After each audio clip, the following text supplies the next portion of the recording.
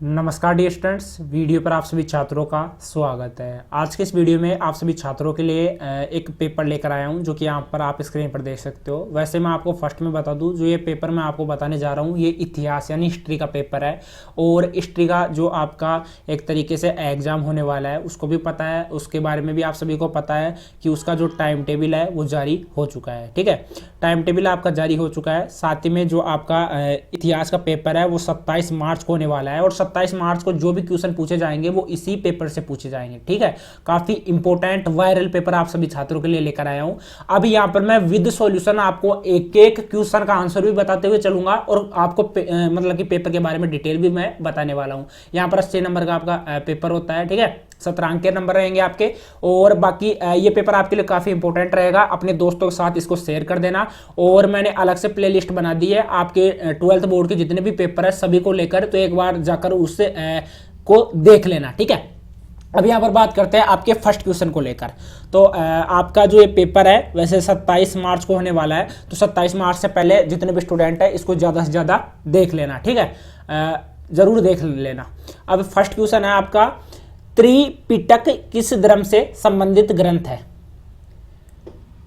तो जो ये त्रिपिटक है वो किस धर्म से संबंधित एक तरीके से ग्रंथ है? तो ये बौद्ध धर्म का एक प्रमुख ग्रंथ है। ठीक है, किस धर्म का है? बौद्ध धर्म का। नेक्स्ट क्वेश्चन है, विजयनगर साम्राज्य की स्थापना किसके द्वारा की गई?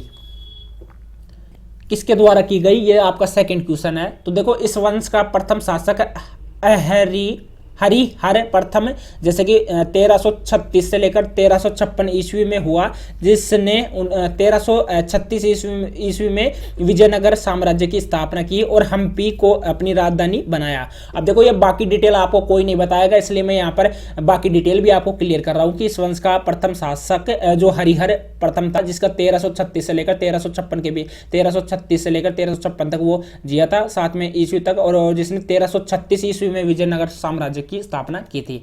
नेक्स्ट क्वेश्चन आपका थर्ड क्वेश्चन आप यहां पर स्क्रीन पर देख सकते हो। प्रसिद्ध कवि अश्वघोष किस शासक के दरबार में रहते थे? प्रसिद्ध कवि जो अश्वघोष थे वो किस शासक के दरबार में रहते थे, ये आपको देखना होगा। ठीक है, जो कि अश्वघोष थे वो एक तरीके से मतलब कि मत प्रसिद्ध कवि जो आपके अश्वघोष सम्राट कनिष्क के दरबार में रहते थे। किसके दरबार में? कनिष्क के दरबार में। ठीक है, इसके बाद में बात करते हैं यहाँ पर फोर्थ क्वेश्चन की। सिकंदर व पोरस के मध्य युद्ध कौन सी नदी के किनारे हुआ था? सिकंदर और जो पोरस था, देखो झेलम का युद्ध झेलम नदी के किनारे सिकंदर और पंजाब के यदुवंशी सम्राट, ठीक है, पंजाब के यदुवंशी सम्राट थे पोरस, तो इन दोनों का जो युद्ध हुआ था वो आपका हुआ था झेलम नदी के किनारे। ठीक है, झेलम नदी के किनारे हुआ था। इसके बारे में और भी डिटेल बता देता हूं। इस युद्ध में सिकंदर ने पोरस को पराजित कर दिया था। अब देखो, विश्व विजेता था सिकंदर, मगर सिकंदर ने पोरस को जीवित छोड़ दिया था तथा पोरस और सिकंदर में मित्रता बन गया। युद्ध के बाद सिकंदर की थकी और हारी सेना ने व्यास यानी विपाशा नदी से आगे बढ़ने से इनकार कर दिया। तो ये था। ठीक है, फिफ्थ क्वेश्चन की बात करते हैं। फिफ्थ क्वेश्चन आया आपका, कनिष्क के शासनकाल में कौन सी बौद्ध संगति का आयोजन हुआ? कौन सी का हुआ? तो चलिए मैं आपको बता देता हूं। देखो, कनिष्क के शासनकाल में जो बौद्ध संगति का आयोजन किया गया था वो एक तरीके से चतुर्थ बौद्ध संगति कुषाण राजा कनिष्क के संरक्षण में 72वीं ईस्वी में कश्मीर के कुंडलवन में आयोजित की गई थी। कौन सी एक तरीके से संगति? वो थी चतुर्थ बौद्ध संगति, जो कि कुषाण राजा कनिष्क के संरक्षण में 72वीं ईस्वी में कश्मीर के कुंडलवन में आयोजित की गई थी। इसके बाद में 6 नंबर का क्वेश्चन है, मिली नद पन्हो के अनुसार मेनांडर किस धर्म का अनुयायी बन गया था? तो इसका आंसर है, देखो अभी जैसे कि इसका आंसर मिली नंद पन्हो के अनुसार मेनांडर किस धर्म का अनुयायी बन गया था? तो देखो मिनांडर कौन था, वैसे आपको मैं बता भी दूं मिनांडर किस धर्म का अनुयायी बन गया था, एक बार मैं आपको बता देता हूं। देखो मिनांडर एक तरीके से उसको मनिंदर भी बोल सकते हैं, मिनेंडर या मिनांडर आदि नामों से भी जाना जाता है। जैसे मिनांडर को मिनेंडर भी बोलते हैं, मिनांडर मनिंदर भी बोलते हैं, आदि नामों से जाना जाता था। और इसको इंडो यूनानी शासकों में मिनांडर का नाम सर्वाधिक प्रसिद्ध था। ऐसा लगता था कि मिनांडर डेमेस्ट्रियस का छोटा भाई था। मिनांडर ने डेमेस्ट्रियस के साथ ही भारतीय युद्धों में भाग लिया था। मिनांडर का शासनकाल 160 से लेकर 120वीं ईस्वी पूर्व था, ठीक है। और किस धर्म का अनुयायी बन गया था, बाकी ये धर्म भी मैंने आपको ऊपर बता दिया है, ठीक है। अभी यहाँ पर धर्म को लेकर कुछ भी नहीं दे रखा है मिनांडर के। तो धर्म का देखो बौद्ध, ठीक है, इसने मिनांडर के सिक्कों पर हाथी का चित्र, धर्म बौद्ध, एक तरीके से बौद्ध का ही इन्होंने एक तरह के अनुयायी बन गए थे। 7वां क्वेश्चन है जो कि स्क्रीन पर आप देख भी सकते हो। अलाउद्दीन खिलजी ने चित्तौड़ पर किस वर्ष अधिकार किया? चित्तौड़ पर अधिकार किया था अलाउद्दीन खिलजी ने। देखो इतिहासकारों की माने तो 1303 यानी 1303 ईस्वी में अलाउद्दीन खिलजी ने जब चित्तौड़ पर हमला किया था तो अपने सम्मान की रक्षा के लिए यह कदम उठाया था। चित्तौड़ में आज भी वह जौहर कुंड मौजूद है। इतिहासकार भरत कुमार के मुताबिक मलिक मोहम्मद जायसी ने पद्मावत नाम के काव्य में चित्तौड़गढ़ पर हुए हमले का जिक्र किया था। देखो ये जो अलाउद्दीन खिलजी है वैसे चित्तौड़ पर एक तरीके से हमला भी किया था, जहां पर रानी पद्मावती ने जौहर कर लिया था। शायद वो राजा था, राजा क्या नाम था, एक फिल्म भी है पद्मावत, तो आप चाहो तो वो देख लेना। शायद राजा का नाम मुझे यहाँ पर ध्यान नहीं आ रहा। और मतलब कि अलाउद्दीन खिलजी ने वहाँ पर एक तरीके से आक्रमण किया था, ठीक है। नेक्स्ट क्वेश्चन है आपका 8वां। महाराणा प्रताप का जन्म किस दुर्ग में हुआ था? ये तो ओबियसली बात है, आपको पता होगी। आपको पता होना चाहिए कि महाराणा प्रताप का जो जन्म था कुंभलगढ़ में महाराणा उदय सिंह एवं माता रानी जसवंत बाई के घर में हुआ था। बिल्कुल सीधी सी बात है, ये तो आपको पता होना चाहिए। 9वां क्वेश्चन है, राव चंद्रसेन को मारवाड़ का प्रताप क्यों कहा जाता है? तो आपको ये चीज़ पता होनी चाहिए। देखिए चंद्रसेन ने जो संघर्ष शुरू किया था उसका अनुसरण करके महाराणा प्रताप ने एक बड़ा नाम कमाया। इसी कारण से चंद्रसेन को प्रताप का अग्रगामी और मारवाड़ के प्रताप के रूप में भी जाना जाता है। इतिहास में उचित महत्व न होने कारण चंद्रसेन को मारवाड़ का भूला बिसरा नायक कहा जाता है। इसलिए कहा जाता है कि राव चंद्रसेन वैसे मारवाड़ का प्रताप कहा जाता है क्योंकि वो एक तरीके से जो हमारे महाराणा प्रताप थे उनका अग्रगामी भी था। 10वां क्वेश्चन है, राणा कुंभा को हिंदू सूरत्राण क्यों कहा जाता है? राणा कुंभा को हिंदू सूरत नाम क्यों कहा जाता है या सुरतारण क्यों कहा जाता है, ये आपको पता होना चाहिए।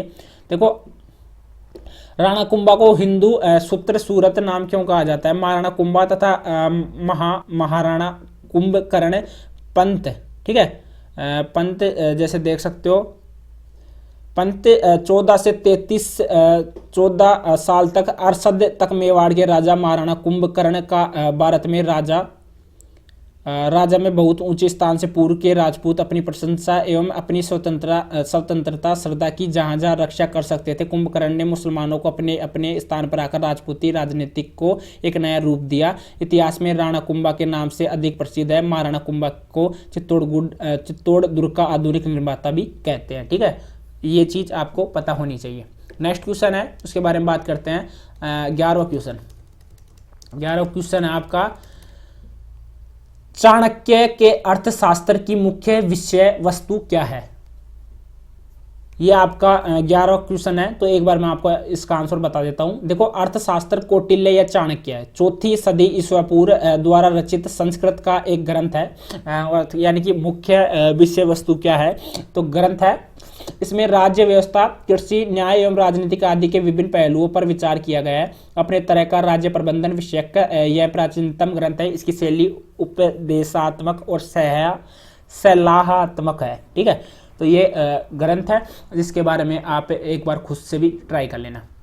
12वां क्वेश्चन है, सिंधु सरस्वती सभ्यता के नगर नियोजन की उन 2 विशेषताओं का उल्लेख कीजिए जो स्वच्छता के लिए आज भी प्रासंगिक है। आज भी प्रासंगिक है। ठीक है, तो वो मैं आपको बता देता हूँ। देखो, इस व्यापारिक सभ्यता में जल निकासी, सीवर और स्नान जैसी कई प्रगतिशील विशेषताएं थी। उन्होंने माप की एक प्रणाली का आविष्कार किया जो एक दशमलव प्रणाली का पहला उदाहरण हो सकता है। टाउन प्लानिंग ने ज्योमेट्री का उपयोग किया। ठीक है, ये आपकी है, और बाकी एक बार खुद गूगल से चेक कर लेना, काफ़ी बड़ा इसका आंसर हो सकता है। 13वां क्वेश्चन है, सम्राट हर्षवर्धन ने धार्मिक सहिष्णुता के प्रोत्साहन हेतु क्या कार्य किए? सम्राट हर्षवर्धन ने धार्मिक सहिष्णुता के प्रोत्साहन हेतु क्या कार्य किए? क्या कार्य किए थे? धार्मिक स्थिति का अध्ययन। तो देखो, आपको मैं बता देता हूँ। एक तो जो हर्षवर्धन है, एक तरीके से उसको उपलब्धि भी बोल सकते हैं या प्रोत्साहन भी बोल सकते हैं। चलिए एक बार मैं आप सभी को क्लियर कर देता हूँ।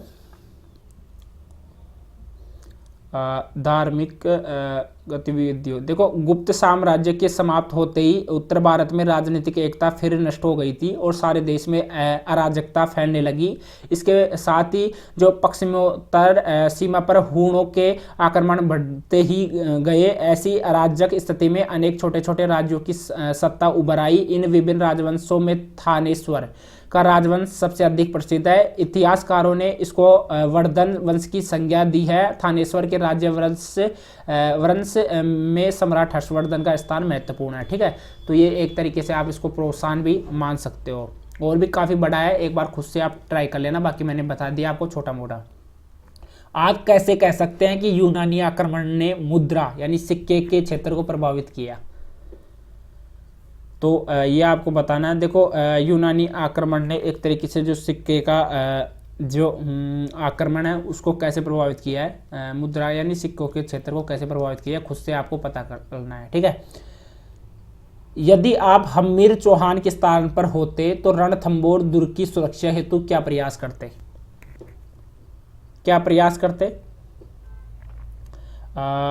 रणथंभौर का हमीर चौहान, देखो, काफ़ी एक तरीके से उन्होंने ट्राई तो किया था अपनी तरफ से, जो भी हो सकता था उन्होंने किया था। देखो, हमीर चौहान के बारे में मैं आपको कुछ बता देता हूँ कि बाणभट्ट के बाद जय सिम्हा रणथंभौर का शासक बना। दिल्ली सल्तनत की स्थिति को देखते हुए यह अनुमान लगाया जा सकता है कि उसने राजस्थान में चौहान शक्ति को पुनः प्रभावशाली बनाने का पूरा प्रयास किया था। उसने अपने जीवन काल में ही अपने छोटे पुत्र हमीरदेव को अपना उत्तराधिकारी मनोनीत कर दिया था। अतः जय सिम्हा के नाम हमीरदेव रणथंभौर का शासक बना, और इसके साथ ही रणथंभौर के इतिहास का एक नया अध्याय प्रारंभ होता है। वह रणथंभौर के चौहान शासकों में अंतिम परंतु सर्वाधिक महत्वपूर्ण शासक था, और उसने शासनकाल की जानकारी अनेकानेक ऐतिहासिक साधनों से प्राप्त होती है। मुस्लिम इतिहासकारों अमीर खुसरो और जियाउद्दीन बर्नी की रचनाओं के अलावा न्याय चंद्र सूरी के हमीर महाकाव्य, चंद्रशेखर के सूरजन चरित्र और बाद में लिखे गए हिंदी ग्रंथ, ये चीज़ें थी जो कि आपको पता होनी चाहिए। इसके बाद में 16 नंबर का क्वेश्चन है, इसकी बात करते हैं। 1857 ईस्वी की क्रांति को जन क्रांति की संज्ञा क्यों दी गई? जन क्रांति की संज्ञा क्यों दी गई? देखो, अंग्रेजों के खिलाफ जो संगठित पहला विद्रोह भड़का वह 1857 में था। शुरू में तो यह सिपाहियों के विद्रोह के रूप में भड़का, लेकिन बाद में यह जनव्यापी क्रांति बन गया। ठीक है, क्या बन गया? जनव्यापी क्रांति बन गया। 1857 के विद्रोह का प्रमुख राजनीतिक कारण ब्रिटिश सरकार की गोद निषेध प्रथा का हड़प नीति थी। ठीक है, इस कारण से बन गई थी। 17वां आपका क्वेश्चन है, बंगाल का विभाजन कब व किस वायसराय के काल में हुआ? देखो, भारत के तत्कालीन वायसराय लॉर्ड कर्जन ने 20 जुलाई 1905 को बंगाल विभाजन की आधिकारिक घोषणा की थी, और 7वें विभाजन पर कर्जन का तर्क था कि तत्कालीन बंगाल, जिसमें बिहार और उड़ीसा भी शामिल थे, काफ़ी बड़ा है, जहाँ व्यवस्था बनाए रखने के लिए अकेला लेफ्टिनेंट गवर्नर काफ़ी नहीं है। ठीक है, इस वजह से यहाँ पर विभाजन किया गया था। एक तो मतलब कि इसमें जो बिहार था, उड़ीसा थी, ये शामिल थे, इनको अलग किया। फिर बाद में इनमें एक अकेला जो लेफ्टिनेंट गवर्नर था वो उसको नहीं संभाल पाता, इसलिए इसको 20 जुलाई 1905 में बंगाल का विभाजन कर दिया गया। 18वां क्वेश्चन है, विजय सिंह पथिक का मूल नाम क्या था? तो विजय सिंह पथिक उर्फ देखो इसको भूप सिंह गुर्जर ही बोलते हैं। विजय सिंह पथिक को क्या बोलते हैं? भूप सिंह गुर्जर, अंग्रेजी में जैसे विजय सिंह पथिक हो गया। जन्म इसका 27 फरवरी 1882 में और निधन इसका 28 मई 1954 में हुआ था। भारत के एक प्रमुख स्वतंत्रता सेनानी थे। उन्हें राष्ट्रीय पथिक के नाम से भी जाना जाता है। ठीक है, राष्ट्रीय पथिक के नाम से भी जाना जाता है। और उन्होंने मुख्य रूप से किस किसान आंदोलन का नेतृत्व किया, ये भी आपको पता लगा लेना है। बाकी मैंने फर्स्ट आपको बता दिया है। ठीक है, अब नेक्स्ट क्वेश्चन आपका, आप किस आधार पर कह सकते हैं कि प्राचीन भारत में चिकित्सा विज्ञान उन्नत अवस्था में था? देखो भारत में प्राचीन भारतीय विज्ञान तथा प्रौद्योगिकी के बारे में आप पता लगा सकते हो। प्राचीन भारत के चिकित्सक है। साथ ही में ये देखो काफ़ी चीज़ें हैं अवस्था में, ये चीज़ें आपको एक बार खुद से ट्राई कर लेना, ये आपसे पूछा जा रहा है। ठीक है, आपको खुद को ही इसका आंसर देना है। 20वें नंबर का क्वेश्चन है। काफ़ी क्वेश्चन देखो यहाँ पर मैं नहीं बता रहा हूँ, वो क्योंकि आपसे खुद से पूछे जा रहे हैं, आपकी राय मांगी जा रही है, तो आप अपनी राय देना। ठीक है, 20वां क्वेश्चन है, अशोक के धर्म के प्रतिपादन हेतु व्यवहारिक उपाय किए। अशोक के दम के प्रतिपादन हेतु व्यवहारिक उपाय किए। देखो दूसरे तथा 7वें स्तंभ लेखों में अशोक के दम की व्याख्या इस प्रकार की है, जैसे दम में साधुता, बहुत से कल्याणकारी अच्छे कार्य करना, पापर हित होना, मृदुता, दूसरों के प्रति व्यवहार में मधुरता, दयादान तथा सुचिता। आगे कहा गया कि प्राणियों का वध न करना, जीव हिंसा न करना, माता पिता तथा बड़ों की आज्ञा मानना, गुरुजनों के प्रति अच्छा व्यवहार रखना। तो ये सब इसका दम के प्रतिपादन हेतु व्यवहारिक उपाय ये रहेंगे। ठीक है, इसके बाद में 21वें नंबर का क्वेश्चन है, ये देख सकते हो। 21वें नंबर का क्वेश्चन है, रुद्र दमन के जूनागढ़ अभिलेख से कौन सी महत्वपूर्ण जानकारियां प्राप्त होती है? रुद्र दामन के जूनागढ़ अभिलेख से देखो उसके साम्राज्य के पूर्वी एवं पश्चिमी मालवा, द्वारका के आसपास के क्षेत्र, सौराष्ट्र, कच्छ, सिंधु नदी का मुहाना, उत्तरी कोकण आदि तक विस्तृत होने का उल्लेख मिलता है। इसी अभिलेख में रुद्र दामन द्वारा सातवाहन नरेश दक्षिण पंथ स्वामी सातकर्णिक को 2 बार पराजित करने का विवरण मिलता है। ठीक है, बिल्कुल राइट आंसर दे दिया। एक बार इसको रिवाइज करके सुन लेना, आपको और भी याद हो जाएगा। ठीक है, जो मैं बोल रहा हूं इसको ध्यान में रखना। 22वां क्वेश्चन है, तराइन के द्वितीय युद्ध में पृथ्वीराज चौहान की पराजय के क्या कारण थे?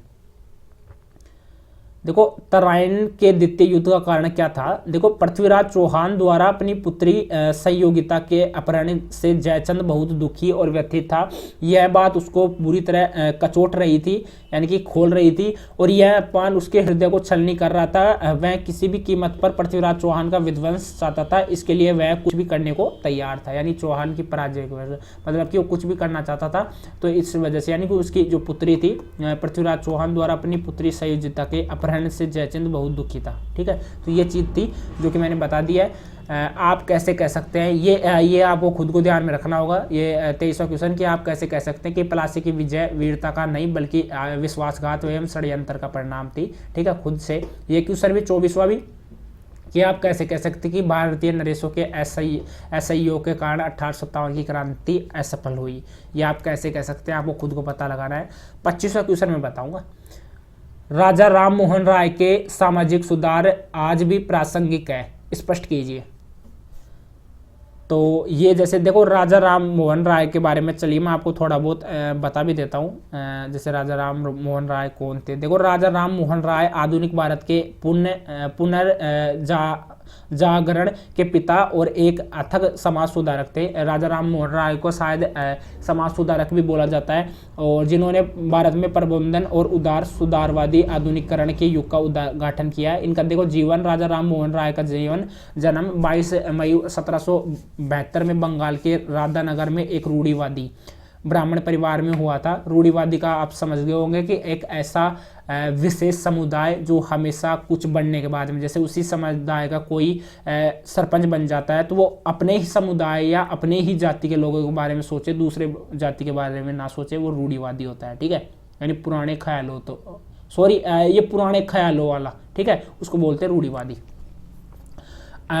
26वां देखो बाकी तो आपको पढ़ लेना एक बार। 16 वर्ष की आयु में अपने गांव लौटकर उन्होंने हिंदुओं की मूर्ति पूजा एवं एक तर्क संगत आलोचना लिखी थी। एक बार इसको पूछ लेना, क्योंकि ये मतलब कि आप खुद देख लेना कि सामाजिक सुधार आज की प्रासंगिक है, बिल्कुल सही बात है। बाकी मैंने बता दिया कि एक समाज सुधारक थे राजा राम मोहन राय। 26वां क्वेश्चन है, अर्जुन लाल सेठी ने क्रांतिकारी गतिविधियों में किस प्रकार अपना योगदान प्रदान किया। यहाँ पर बात हो रही है अर्जुन लाल सेठी के बारे में। देखो, क्रांतिकारी गतिविधियों के बारे में आपको मैं बता भी देता हूँ। फर्स्ट में तो ये कि अर्जुन लाल सेठी ने मुगल सराय स्थित एक धनी महंत की हत्या कर उसका धन प्राप्त करने की योजना बनाई। सेठी ने वर्धमान महाविद्यालय के शिक्षक विष्णुदत्त के नेतृत्व में 4 विद्यार्थियों को बनारस भेजा। इस दल ने 20 मार्च 1913 को महंत और उसके नौकर की हत्या कर दी, लेकिन दुर्भाग्य से उनके हाथ कुछ भी नहीं लगा। ठीक है, तो ये था अर्जुन लाल सेठी ने क्रांतिकारी गतिविधियों में किस प्रकार अपना योगदान दिया। तो योगदान भी था, और जैसे क्रांतिकारी गतिविधियों में प्रकार योगदान में आपको चलिए मैं बता देता हूँ कि किस प्रकार से इसने दिया था। 1 मिनट में आपके लिए देखता हूँ योगदान किस प्रकार से दिया था। अभी देखो, इसका महान क्रांति अर्जुन लाल सेठी ने, तो इसका आप खुद से ट्राई कर लेना, बाकी मैंने छोटा मोटा आपको बता दिया है। 27वां क्वेश्चन है, आपके विचार से जनजातियों के सामाजिक उत्थान हेतु किस प्रकार के प्रयास किए जाने चाहिए। देखो, भारत में जनजातियों की स्थिति वैसे आपको मैं बता देता हूं, और स्थिति के हिसाब से आपको काफ़ी चीज़ें बता भी देता हूं कि आपके विचार से जनजातियों के सामाजिक उत्थान हेतु किस प्रकार से। देखो, कुछ समय पहले अंडमान और निकोबार द्वीप समूह की सेंटिनलीज जनजाति व्यापक चर्चा का विषय बनी हुई थी। माजरा कुछ यूँ था कि इस जनजाति के कुछ सदस्यों ने एक अमेरिकी पर्यटन की हत्या कर दी थी। गौरतलब की बाहरी दुनिया तथा बाहरी हस्तक्षेप के प्रति इनका रवैया अमून शत्रुतापूर्ण ही रहा है। ठीक है, तो ये चीज़ है। बाकी इनके प्रति कुछ ना कुछ एक तरीके से उत्थान के लिए कुछ ना कुछ करना चाहिए। इनको एक अलग ही है, हर चीज़ की जो सुविधा है इनको उपलब्ध करवानी चाहिए। हालांकि आज़ादी के बाद भारत सरकार ने इनके क्रिमिनल जनजातियों के दर्जे को बदलकर गैर अनुसूचित जनजातियाँ कर दिया है। देखो, अभी जैसे भारत सरकार ने इसके लिए क्या क्या किया है, मतलब कि जो इनका क्रिमिनल जनजातियों के दर्ज हुआ था उसको गैर अनुसूचित अधिसूचित जनजातियों में कर दिया है। और ये जनजातियां मसलन